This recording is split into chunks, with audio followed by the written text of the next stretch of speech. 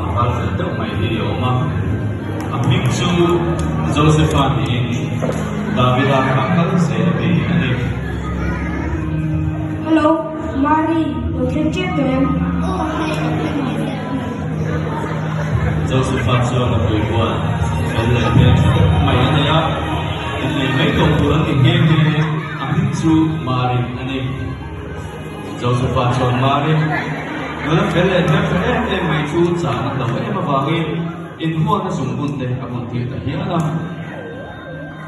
Sudiyakin takanong nga sa Mari sa Pino ko Hello, Mark. Erong buwan tayo huntosin muli.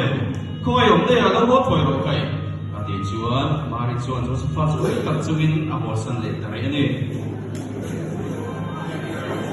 Josephine Chuan, Chian kong may may anaya, ang Mingsu, Jay Shunali, nalituwa ka tayo Sekun, inukumpol Mari, rajab lai. Lelero, la apa na kick out doon Sudiyakin kick out Josephine Chuan, miso na pangasyan ama, ano po yung buwan mga arise di kasi ang Toto Chuan, alumni, makbon, ano po yung buwan mga niso, di buwan mo, ano na ba? Ano yung buwan na suwaro kasut, ato ma? Ha? Yung luwa sale, doble, bubut mo yan. Sige, ako ay tunay Chuan, isang katsu, ako mga, lalbawa, ikaw, wala ng lara, ikaw Chuan, Joseph,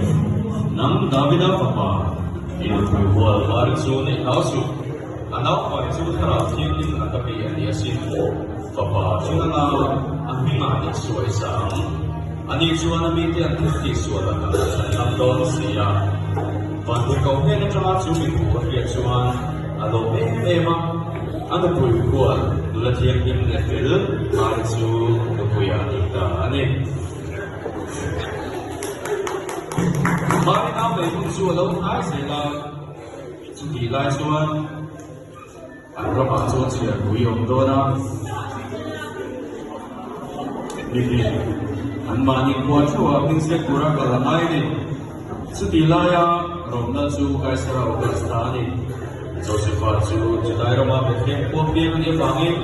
ano po yung raja ko su suway ang kalbetani ang tenso ng kuwan ano kang kaya kuwan ta kanila bangin kuwan po anin sa daw kaya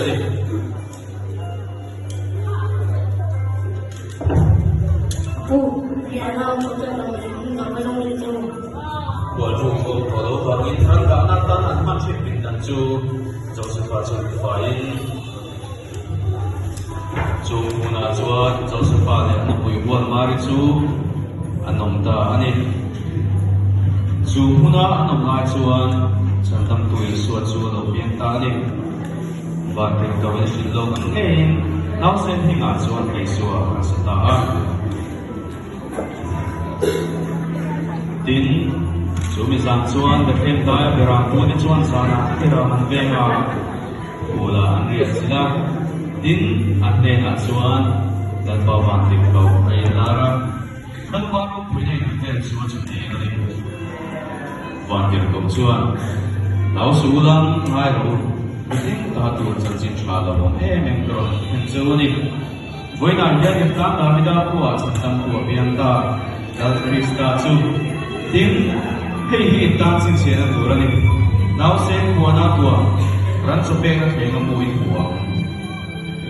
Ati, Chuan pa nami hong ipuin, ang lawang tatsaw, maya, Andi Chuan,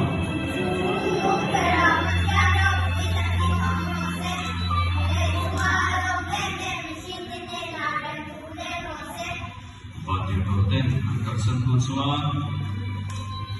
Yarapu na su, Nausen na Chuan kali, in sibay bukta ani. Ding, sumisan Chuan, pasabi ni patung tepo, sumirama Chuan, ang sui arsiyon na Chuan su pengin, santap tuwi sualo biaro na Chuan hengta, Nausen sibay bukta tiyan ang nairaw rakacate, pero murah hengta ani. กันตาฉันตั้งตุยสวเราเพียงยันทิลเบกเอ็นทีรักจูบางินแกนิโมทิลเบกบังินเอสวเราเพียงกูที่กันเราพวกตัวระดิทิลเบกเขาเดินก็เลยมันเขาตัดอาวุธเทลวะกันในเรื่องจานในพลังโตเต็มอันนี้เราจะเห็นนะอันเด็กเลยกันตั้งไม่เต็มคริสต์มาสนี้น่าเสียสิไปบุกทิลเบกหัวกันเก็บข้าวโตเลยอันนี้จันทร์ที่ชาลูกเสียบุกนี่จ้างส่งจ้างส่งประมาณ